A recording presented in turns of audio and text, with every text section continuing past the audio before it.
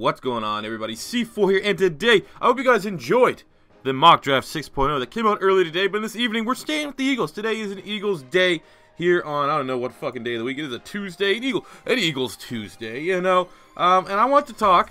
I've been kind of quiet about the Eagles free agency so far. There's been enough moves to certainly make a video and get my thoughts and opinions on things. It's just been a little bit busy, so I figure wait a little bit. Let's wait and see what happens. Ideally, we probably, off the top of my head, we're still going to make a handful of moves, more so in the cuts department. I think Ryan Matthews, once he is cleared to be healthy, will be gone at the roster. The Michael Kendricks thing is probably going to happen, but it could be a couple months, so there's no way to keep waiting for that. I think we do still address the cornerback spot, maybe look at bringing in an offensive tackle, but outside of that, I think we're pretty much done, just considering that we're still over the cap. So I don't think we're going to be re-signing. Like, that's the worst thing right now. You look at anywhere, anytime I tweet, anytime, you know, in the video, the comment to fucking any Eagles blog, are we getting John Hankins? How about we go get John Hankins? How about we go get Morris Claiborne? We have no money. We have $0. And when we get under the cap, that is just so we have a little bit of grace room. We are not going to be able to get Mo Claiborne, who's got to want $6-7 million a year. We're not going to be able to get Jonathan Hankins, who's got to want, at the very least, more or equal money to what Benny Logan wanted. We weren't able to retain Benny Logan because we couldn't pay him. It wasn't like we didn't want him back. He just wanted too much money. Hankins is younger than Benny Logan. He has more career sacks than Benny Logan. He's going to be expensive. Same goes with Claiborne coming off a career year with the Dallas Cowboys. We are not going to be able to afford him. We're going to have to look at cheaper options. I don't necessarily know. Right now, it seems like Nickell Robey-Coleman, I think he's meeting with the Vikings. So he's been one of my targets. Kayvon Webster signed with the Rams the other day. So right now, realistically, Nickell Robey-Coleman and Sterling Moore are probably the two cornerbacks that I could see us bringing in as depth. Moore wasn't that bad. I think he graded out like a 77, like high 70s for Pro Football Focus last year. In comparison, I think Leos McKelvin was like a 66, 65. So, I mean, it's not great, but you're definitely getting an upgrade. As long as they're an upgrade and those nerds at Pro Football Focus say so, you know, you got to go with it. But today's video, we're going to be talking about, quickly, the Eagles free agency period. It started with releasing Leodis McKelvin, who gave us $3.2 million in cap space. I'm giving that move an A+. Exactly what we need to do. McKelvin was terrible last year. I get why they brought him in. First year with Jim Schwartz's scheme, bringing a guy that understands it. And, like, there was, at times, McKelvin didn't look completely out of place, but for the most part, it was very, very disappointing. And yeah, he's not a starter in the league. He was never. I was very surprised, and I was very upset. I made multiple videos complaining that the Eagles secondary was terrible. And by secondary, at least I mean cornerbacks. Our safeties were really good, and it played out that way. And luckily, Jalen Mills looks like he should be able to compete for a starting job. I think he still needs to develop, and there are some weaknesses to his game. But I think Jalen Mills, you know, I wouldn't be up in arms saying that we're done if Jalen Mills is our corner 2 to start next season, but I'd feel a little bit more comfortable if Jalen Mills had to compete to get that corner 2 spot rather than having to get it just handed to him because we have no one else that's worthwhile out there. Another release was we released Connor Barwin, which freed up $7.75 million against the cap. We all knew this was coming. Barwin was really good in a 3-4, but obviously when we switched to a 4-3, it's not a perfect scheme fit for him. He's a 3-4 outside linebacker. Great guy out the field, probably one of the best, you know, community ambassadors the Philadelphia Eagles ever had. I personally don't live in Philadelphia, but I have seen, you know, all the documentaries and stuff. He seems like exactly the kind of person that you want in your organization. It sucks to lose, man. He was a good guy. He always seemed like he was giving a full maximum effort, and he had one hell of a year here. I can't remember what year it was. It was 2013, 2014. But I mean, there's just too much money there. And, you know, I hope, looking at this, not talking about Connor Barwin, I hope to God that Vinny Curry can start next year and actually perform and live up to that contract, because we threw a lot of money around on our defensive ends, and Barwin's gone, so that means it was survival of the fittest, and now Vinny Curry's time to shine here on this defensive line. But we had to do it, especially considering right now we're over the cap. Getting guys like Connor Barwin, who are, you know, at best a rotational guy, you have to get rid of them, and that was a good piece of business there. And the last guy we released was just actually recently. We released Chase Daniel, which currently stands as plus $1 million on the cap. But I think if he re-signs with the team, it could go up to like $3-4 million, which it looks like some team will sign Chase Daniel, to be honest with you. I'd bet it'd be the Jets. They'd bring him in. to kind of, I don't necessarily assume they'd use him as a starter, but I think he will definitely get picked up, and that cap should rise. But as right now, it's actually for Connor Barron, I'm giving that a B+ because we need to get rid of the money. For Chase Daniel, as it stands right now, it's only $1 million, but it should go up. I'm just going to give that a C+. It was always a bad deal. I heavily criticized that deal initially when it happened. I understand why you go after a veteran quarterback. I don't understand why they paid Chase Daniel that much. I think you could have got him. If you want Chase Daniel, you could have got him for way less money than 3 years, $21 million. You probably could have got him 2 years, $10 million. Something like that. Something shorter term, but it is what it is.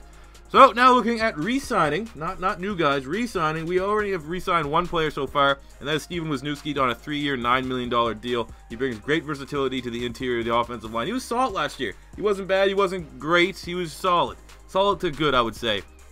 I'll give this a C+ because he's incredible versatile. That's the way if I was building a team on the offensive line, and especially on the interior, I want players that can play left guard, right guard, and center, and that's what Wisniewski can do. A lot of people thought because of this re-signing, that meant it was the end of Jason Kelce, but it looks like Kelce's still going to be back. And I think I'm definitely in the minority there. I think Jason Kelce is one of the better centers in the NFL. Started off incredibly slow last year. Don't get me wrong. The first 6 games, Jason Kelce was not great. But down the stretch, man, he really picked it up. And I'm not going to say he played last year like one of the better centers. I think you could use his whole body of work over the last 5 years. I would say 4 or 5 years, even going all the way back to Chip. You kind of say he is one of the better centers. But he's undersized. And Doug Peterson seems like with the selections of Vaitai and Seumalo, he wants the big mauler type. And that may be the way the line is transitioning.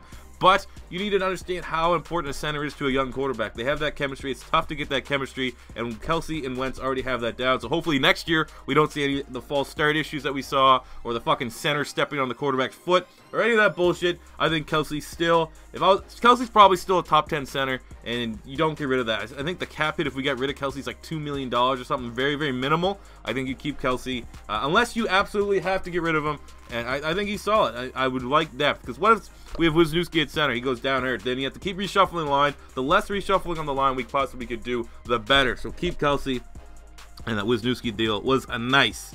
So now looking at the signings, we'll go from least impactful to most impactful. We recently just brought back Beast Foles, Nick Foles, 27-2 himself on a 2-year, $11 million deal. Again, why are we paying so much for backup quarterbacks? 2 years, $11 million. No team was signing Nick Foles as a starter, all right? No team was signing him as a starter. That there is fucking, I don't know exactly what the cap hits are exactly, but 2 years, $11 million, I'm just going to make it, plain as day. That's $5.5 million a year for a backup quarterback. Is that, I still think that's slightly above market value. I think we may be better off do what the good teams do what the Patriots do, and draft your backup quarterback. So that means they're on your roster for 3 to 4 years, and they're making less than like $1 million a year. Why do we have to, I'm not upset we brought back Nick Foles. I have his jersey that I hung up on the wall because I thought he was gone. At least I'm never going to fucking wear it again. At least one of my jerseys is somewhat useful again. But still, draft your fucking backup quarterbacks. I'm sick and tired of having all this money tied up. Obviously, we have Wentz, who's not on big money, but he will be. I just don't think I'd be more comfortable having like a Seth Russell. Even, if we want to be edgy, we can get a fucking Chad Kelly or something like that. A late-round quarterback as our backup, and that is a lot more feasible. So we don't have so much money tied up in the quarterback spot before we have a franchise quarterback. These are the luxury years. These are the years where you don't have a lot of money at the quarterback position on the books. So you can build up the team everywhere else and try to help that quarterback. But now, no, we got fucking Nick Foles here. $11 million over 2 years. I still give it a C. I think Foles is a very capable backup quarterback, and we have to throw him into the action. Could be worse off. So I think there's a little bit more stability with Nick Foles than, say, a later round rookie. But I personally, in my opinion, would rather draft a guy and have less money on the books to be able to afford it otherwise, especially when we're in a crunch this season in terms of salary cap.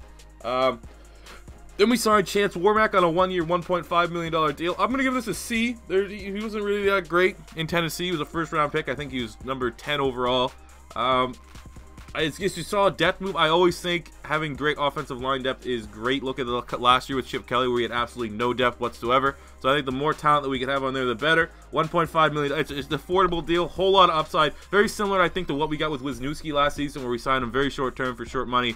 Prove yourself. That's going to be the word. Prove yourself deals that we're going to talk about to finish up this video. I think it's a solid piece of business. C though, in terms of what production we've seen from Warmack. We do have the reunite of him and his offensive line coach Jeff Stoutland, which hopefully that could get the best of him. He'll know how to get the best of him. But Warmack is he's not gonna start. He's gonna probably be top depth, and then hopefully, I guess what they're trying to think is, you know, they've already showed that Barbary is somewhat dispensable by saying, oh, you can look, see if you can find a trade or whatever. I think that the idea is that Warmack can finally come into his own under Stoutland, and then we can re-sign him long term, because he's still young. He's like 26, 27, where Barbary's 31, 32. So yeah, that's not bad. Then we signed Torrey Smith to a 3-year, $15 million deal, which is essentially a 1-year, $5 million deal with, you know, 2 more years to pick up as an option. I give this a C as well. There's nothing really about his time in San Francisco that is inspiring, that says, you know, wow, this guy is really going to be improving to our offense. I remember at one point Pro Football Focus had Nelson Aguilar as the lowest ranked wide receiver in the NFL, and the second lowest was Torrey Smith. So I guess from that standpoint, it is an upgrade, but it's so easy just to... It's a double-edged sword, because it's so easy just to look at his body of work in San Francisco, where he had absolutely no quarterback play, and say, oh man, he's washed up. But then it's just as easy to look at the year before he went to San Francisco, where he was a fucking game changer. He was an absolute game changer for the Baltimore Ravens. A deep threat, could take the top out of the defense, and had decent hands. Got a bunch of touchdowns. Pretty much, when he played at Baltimore, you want a good comparison that's recent. He looked like what John Ross did at Washington. You know, he shouldn't be this big red zone threat type guy. He's more of a speedster, but for some reason, he gets open in the red zone. That's what Torrey Smith was able to do, along with being the deep ball. I didn't just compare Torrey Smith to John Ross. I'm just saying the type of player. It's very, very similar. But I'm giving it a C. I think the fact that our wide receiver depth chart will open up as the #1 signing, which no spoilers, okay, just in case you've been living on a rock. We have Jordan Matthews in the slot. We'll have Torrey Smith at the other wideout spot. And then you just have DGB, Aguilar, and whoever. Paul Primetime, motherfucking Turner, battling out for the depth spot. It's definitely a huge upgrade for Carson Wentz to work. But again, the Torrey Smith, just because we can only go out, it's recency. What have you done for me lately? He has done absolutely shit all. So it's to prove yourself for Torrey Smith. And then finally, we signed Alshon Jeffrey to a 1-year, $14 million deal. And I'm giving this an A+. I made a video the day it happened, but here's my more in-depth, honeymoon phases over on this signing. A+. I think to this right now, this is the #1 signing. I'm gonna try to come off as not be ball. Yeah, you're saying it's #1 because of the Eagles. It is the #1 signing because it literally is the perfect deal for the Philadelphia Eagles. I don't know why Alshon Jeffrey would do this, honestly. I heard that he turned down a multi-year contract from the Minnesota Vikings so that he can come play with Carson Wentz, which makes me feel great about my quarterback, but it's bad business for him. A 1-year, $14 million deal. What are the issues with Alshon Jeffrey? He's injury prone. Well, he's not. I don't think he's injury prone, but he's never healthy. He's never 100%. As an Alshon Jeffrey fantasy football owner, as I said before, he's always like 75, 80%. He's never a full fucking go. Always questionable, all that shit. So if he gets hurt this year in this 1-year deal, he's done, man. He's not going to be able to get that big money and cash out on himself. PED suspension. He's 1 suspension away from being in Lane Johnson territory where he misses 10 games. So if you were smart, you go, okay, well, fuck, let's get some more guaranteed money on a longer-term deal so that if something does happen and I work out with some Mexican supplements, my ass is covered. He doesn't do that with a 1-year deal. So those two things work in the Philadelphia Eagles' favor. If he gets hurt, whatever, 1-year deal. It's going to suck for 1 year, obviously, because now back to the wide receiver woes that we have. But for the most part, whatever, you're gone. You're going after a year. If he gets tested positive for banned substance, he's out for 10 games, you're gone. Wash your hands fucking clean of him. We have a guy that's on a prove-yourself deal. We all know wide receivers in their final year of the contract, usually wide receivers and running back, they go out and ball. That is what we have with Alshon Jeffrey. So we have the upside of him wanting to play for a new contract, and we have none of the risk whatsoever associated with paying a wide receiver big-time money. It's perfect. It is the perfect situation. Alshon Jeffrey, on his day, can play like a fringe top 5 wide receiver in the NFL. And you don't get fringe top 5 wide receivers in the NFL through free agency because teams lock them up. So this is a huge, huge get for the Philadelphia Eagles. Everyone needs to be cautiously optimistic. But do you even need to be? Do you even lift, bro? The reason why you had to be cautiously optimistic was we assumed that if we got Alshon Jeffrey, it would be a long-term deal. We'd have to be cautiously optimistic that he'd be able to stay healthy for the entirety of that long-term deal. We'd have to be cautiously optimistic that he'd be able to not test positive for fucking whatever the fuck it was. I don't know if it was steroids. I don't know what the fuck. We'll just call it Mexican supplements because we don't know what the fuck was in it. You had to be cautiously optimistic that those two things would be good. He would stay clean throughout the entirety of a long contract, and then hopefully the chemistry between him and Carson Wentz emerges as, you know, something to rival what the Giants had with Eli and Odell Beckham, what the fucking Cowboys have now with Dak and Dez. You know, that's what we needed, but you had to be cautiously optimistic. Now it's a one-year deal. If he fucking balls out, we're going to have, it looks like, projected $30 million of available cap next year. We'll be able to re-sign him. If not, we'll franchise tag his ass. But this is the perfect deal of the offseason. I don't think you're going to be able to convince me wrong. I think there's going to be a lot of these salty people that are like, oh, God, Alshon Jeffrey overrated. Yeah, you're just salty. Enjoy your bum-ass wide receivers. Wherever you oh, yeah, Cam Meredith, he's a baller. Yeah, best be Eddie Royal, huh? I assume that most of it's fucking, you know, salty Bears fans. But yeah, there you go, guys. Those are my thoughts on Eagles free agency thus far. I fully expect, like I said, once Ryan Matthews gets cleared by the doctors, he'll be gone. That's $4 million. Michael Kendricks, he'll be gone. I don't know what the exact cap hit will that be, but unfortunately, you know, the Dirty Bird will be no longer here. I think we'll bring in a corner as it stands of today, which is the 14th. I could see maybe a Kayvon Webster type. Kayvon Webster type who's gone. A Sterling Moore type. He'd be an alright signing. But that's pretty much the entirety of free agent. We've got busy. Now it's time to move on to the draft. Hope you guys did enjoy the mock draft earlier. But let me know what you guys think about free agency in the comment section below. If this is your first time stopping by, don't be afraid to hit that subscribe button. Smash the like button if you enjoyed. And until next time, it's C4 saying peace out.